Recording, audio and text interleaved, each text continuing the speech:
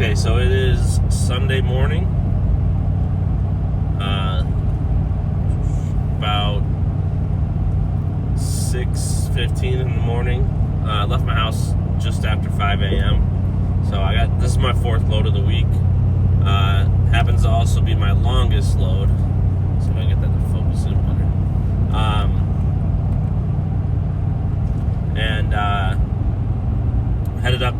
I'm headed to Jaco now, right in Middlebury there, and then I'm going to be headed to Suamico, Wisconsin. This load pays $700. I expect it to be about a 12-hour day. No real traffic this morning, so it's been pretty smooth, to be expected on a Sunday morning. Weather-wise, it doesn't feel like it's really windy or anything, so it should be a really smooth delivery. I did get my hitch adjusted, so I raised it up one notch. I'm going to see, because I think this is going to be a longer one, trailer-wise, so I'm going to see how it sits. I was trying to decide, do I want to raise it one notch or two notches, and I decided just to start with one. I did bring my tools with, so if I need to, I can adjust it again, another notch up. But I noticed it's you really notice it when you get to like the 37 footers. 35 plus is when I start to see that nosedive in action with where my hitch was set up, which makes sense because I had my this hitch on my last truck, which that truck had 35-inch tires and it had a leveling kit, so like pulling my 37-foot travel trailer, it sat completely level. So this truck's sitting a little bit lower than my last one. It makes sense that when I start pulling like the 37s or 35 pluses, it would need to be adjusted. Not only do they have typically a higher tongue weight, so the truck's probably sagging a little bit. They also, I think just the length of them makes the rake a little bit more noticeable. Because when I'm pulling like a 25 footer, even like a 30 footer, some of them I don't notice like any rake at all.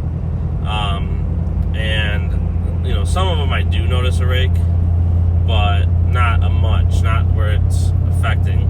But these last couple that I pulled last week were just over 37 feet and like 8,300 pounds, and it was very noticeable from just looking at it. Towing wise, it tows just fine, and I have a theory that you probably get a little bit better mile per gallon when you have that rake, because the wind and the aerodynamics probably help with it nosediving a bit.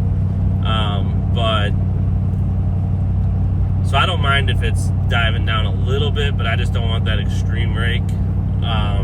So we'll see. Like I said, I raised it up one. I was trying to decide, do I want to go two? Do I want to go one notch? I don't know if one's going to be enough. It's definitely going to help, but I may end up needing to raise it up another notch or two. We'll see. I didn't want to do too much too fast and end up having an issue where now it's the front end's higher. So we'll kind of see how it looks today. I don't know that I'll adjust it, because it's really hard to tell in the parking lots because they're not level. So like even these last couple that I hooked up, the 37 footers, it looked fine in the parking lot, but then get out on the road or like pull into a gas station that's level and look at the truck and you're like, okay, yeah, it's nosediving. So like I said, I don't know if I want to. I'm not really gonna be able to tell when I hook it up at the manufacturing plant, so I'm not sure I want to pull out, unhook, readjust, and waste that time.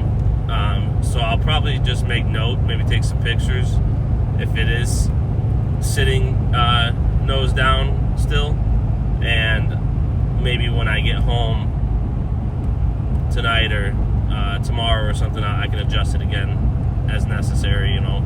And honestly, I'll probably just like go one notch at a time and go with it and see how it's doing, and then just make those adjustments as I go. Other news, I guess you could call it, is I'm gonna I think Monday I'm picking up my fifth wheel hitch. I ended up finding a good deal on the factory Ford one that sits in the pucks, so I think I'm gonna go with that one because I'm getting it for like $800 brand new, versus the B&W Companion was like $1,400, so not quite double the price, but I think I've read good things about the Ford one. I would venture to guess it's probably not as good as the B&W, but I don't know that it makes sense to spend the $1,400 when I would imagine the Ford factory one is probably pretty good, and it should have really good fit and finish with the factory puck system. I don't know what the retail price is on them, but I've seen them going for as high as $1,200 on Marketplace, brand new, but sold by an individual, so I'm guessing it came on the truck and they took it off. I'm buying it from a business, but it says it's brand new too, so I don't know if they buy them and sell them. I'm not sure what the deal is because I got to pick it up basically like Monday through Friday, 9 to 5, like standard business hours. But again, I'm getting it for $800, which is the best price I've found on the Ford. So unless something changes from now till tomorrow, I think I'm gonna go pick it up and I'll get it installed tomorrow. So maybe this week I'll run a fifth wheel, which would be pretty cool. This week, I mentioned in my last videos, is gonna be a little tough, and that's really the reason I'm running today. Side note, the sky looks awesome right now. That's one thing I really like about leaving like early and catching the sunrise. A lot of times you get a really cool sunrise. But back on the subject. So my mom, who does a lot, like 2 days a week, babysits my kids, which allows me to get out on the road and do this or work within my business. She's on vacation for the first half of the week, so she typically will do like either Monday, Wednesday, or like Wednesday, Friday, or Monday, Friday. So she's not even getting back home from her vacation until like Thursday, or that's when the first time she would be able to babysit. But I am leaving for vacation on Thursday, so I may have her. I still have to talk to my wife and see if she's okay with it, but if I can get a load to Madison, Wisconsin, I can pick it up Thursday morning, and then we're leaving like noon on Thursday to head up to the Dells with the kids for the weekend, and I can deliver on the way there, or I can drop the family off at the hotel, then deliver, and I want to do that, but I'm not sure if my wife is okay with that or not, so I got to double check. But that's kind of my plan if there's a load going to Madison that I can take. It's not far from where I'm going, so that would be like ideal. I could shoot down Thursday morning, have it picked up, and still be home in time to leave. And then, Madison pays like $560. I don't know, it just kind of makes sense to use that to kind of pay for some of the vacation. Like I said, at least it would cover the mileage and stuff, which would also end up making it a tax write-off. But yeah, so that's kind of my goal. But other than that, I do have my mother-in-law who's gonna babysit on Tuesday and Wednesday. So for sure, I'm gonna end up with a load if I can. As long as we have the work, I'll run Tuesday, Wednesday. And then ideally, if I can do that one on Thursday, I'll just have a 3-load week. And actually will end up being pretty close to what I normally do. So I thought I was going to have like a really bad week, but maybe I'll have a decent week. And this week that I'm running now, because my pay period goes Monday to Sunday, so this is my 4th load for that pay period. There's an RV transporter.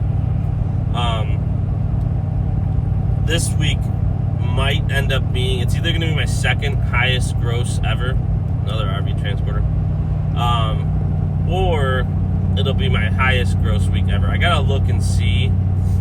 I'm gonna find my sheet of paper I had everything jotted down on, but it's gonna be close. I am gonna do a video on that and cover that, but I wanted to put it in this video as well, just because this is my 4th run of the week. I think it is going to be my highest grossing week ever, which will be nice. Like I said, if it's not the highest, it's probably 2nd highest. It'll be close to $2,500, 4 days of work, about 40 hours. So obviously when you're working in the RV transport or any transport industry where you're getting paid per mile, the more you make, that means you drove more miles, which probably means you spent more on fuel. So yes, I'll have a high grossing week, but also I'll have a high expense week, higher work hours. So I mean, typically speaking,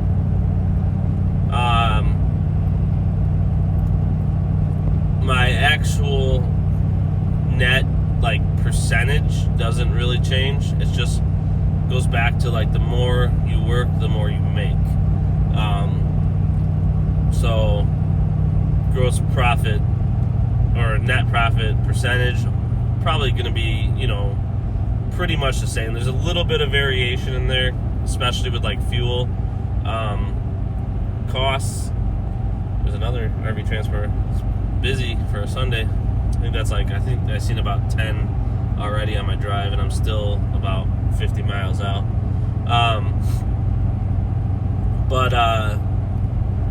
Yeah, I mean, typically you'll get some variation with like fuel price. Like, if prices are high, your gross profits are going to be a little bit lower. If fuel prices are down and your load pays the same, you're going to be, pocketing a little bit more money. And also factor in, like, if we get a week where it's extra windy, I'm going to be getting worse mile per gallon, sucking down more fuel, spending more money on fuel. So there is like that variation, even though my dollar per mile has always stayed the same. The cost fluctuates a little bit. I will say that's kind of a nice thing with like just having the standard procedure that's set up with the company that I run for. I get $2 a mile, and that hasn't changed. It doesn't matter where I'm going, what I'm pulling, it's $2 a mile. So I know like some guys that work for the larger companies that have, say, a load board, they can kind of filter through and pick the higher paying loads if they want to. And that's probably, that is nice, but then they probably also get stuck with a lot of lower paying loads. And I would say it's probably easy for like the transport company to adjust how much they pay based on gas prices and stuff. So like, I mean, I'm not saying they're doing this, but it would be easy for them to say, oh, gas is down 20 cents a gallon, lower the rate that we're going to pay for this week or whatever on certain loads. And they can make those determinations. Whereas, I've got my sheet that says how much I make per load, and if that were to change, I would get an email with a new sheet to work off of that would say, it went up to this or down to this or whatever. But there's a consistency with it. I know how much I'm going to get paid per mile all week long. And it's just a matter of whether or not I want a longer load, shorter load, so on and so forth. So, but I know like some guys, you know, I take some loads that are considered hot or rush loads, and I still get the same, you know,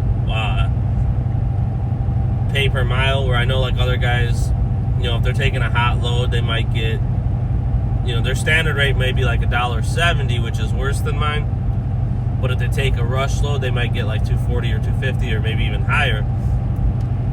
And that obviously is nice. Excuse me. So, but you're not going to have, you know, a hot load every single time. I'm sure that the guys that work for those companies would love that if they could get $2.70, you know, $2.50, whatever, a mile and take those hot loads all the time. But I would say their standard rate is probably, you know, quite a bit under $2 a mile.